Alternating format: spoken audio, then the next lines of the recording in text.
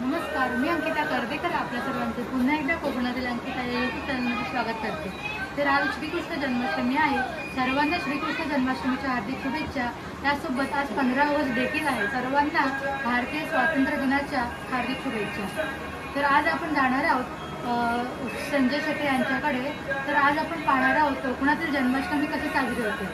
चला तर मग संजय काकांकडे। मित्रांनो, श्रीकृष्ण जन्मोत्सव औदुंबरवाडी लाडघरमध्ये मोठ्या उत्साहाने साजरा केला जातो। लहान मोठे थोर घरोघरी जाऊन गोविंदा नाचतात आणि दहीहंडी फोडतात। गोविंद हा उत्सव खालूबाजाशिवाय अपूर्णच आहे, बरोबर ना? त्यामुळे सर्व ग्रामस्थ मिळून गोविंदा नाचण्यासाठी खालूबाजा वाजंत्र्यांना बोलवतात।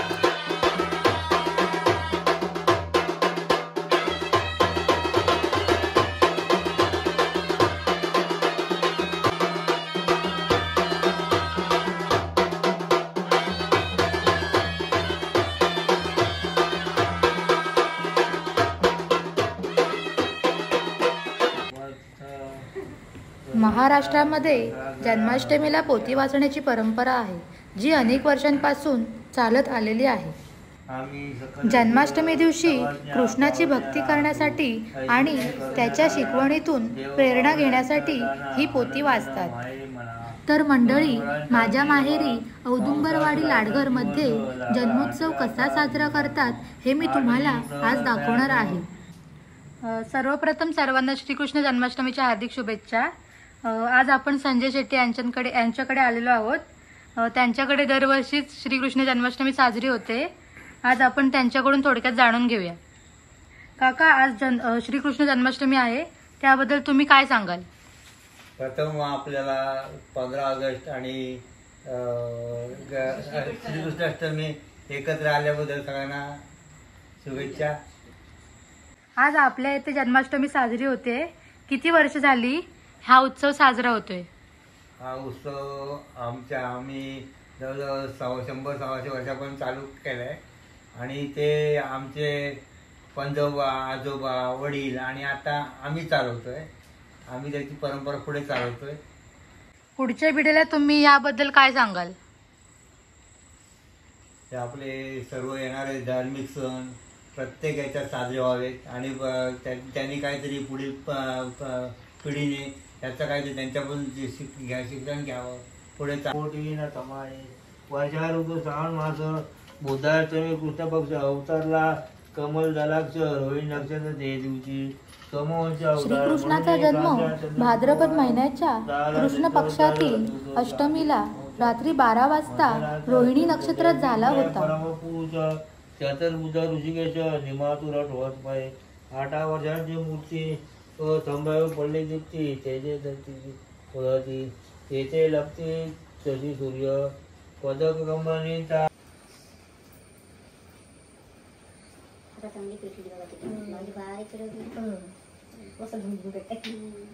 श्रीकृष्णाच्या जन्मवेळीप्रमाणे मध्यरात्री श्रीकृष्णाचा जन्मकाळ साजरा केला जातो।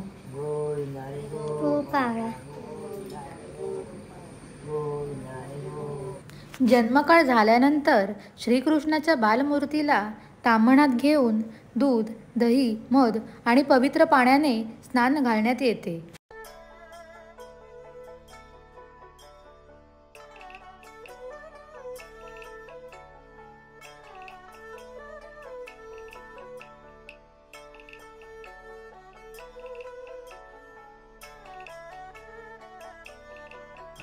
तसेच नैवेद्य म्हणून ओल्या खोबऱ्याचे चूर्ण, सुंठारा, भिजवलेले पोहे यांचे नैवेद्य दाखवले जाते।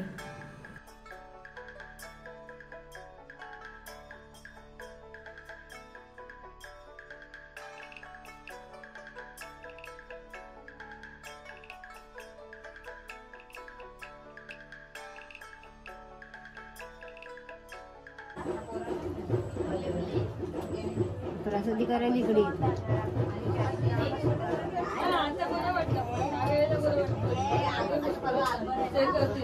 पूजा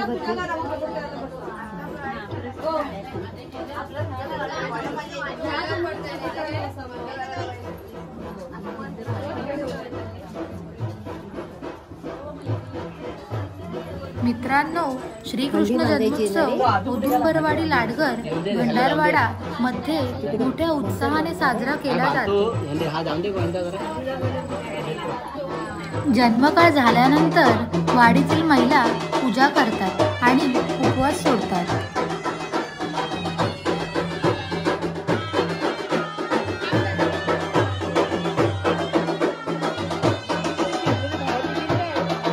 जन्मकाळानंतर रात्री 12 नंतर वाडीतील गोविंदा बाहेर पडतो.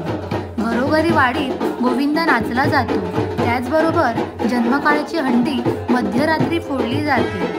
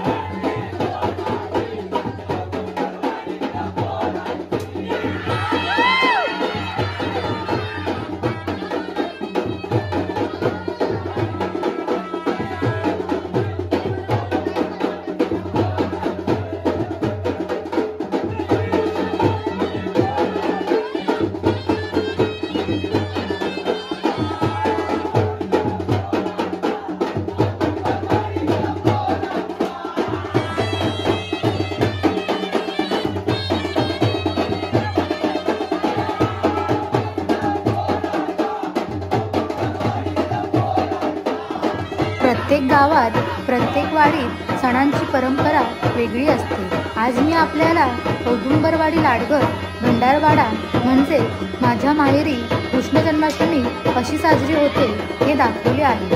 आपला व्हिडिओ तुम्हाला कसा वाटला हे नक्की कळवा आणि आपल्या कोकणातील अंकिता या यूट्यूब चॅनलला सबस्क्राईब करायला विसरू नका. धन्यवाद.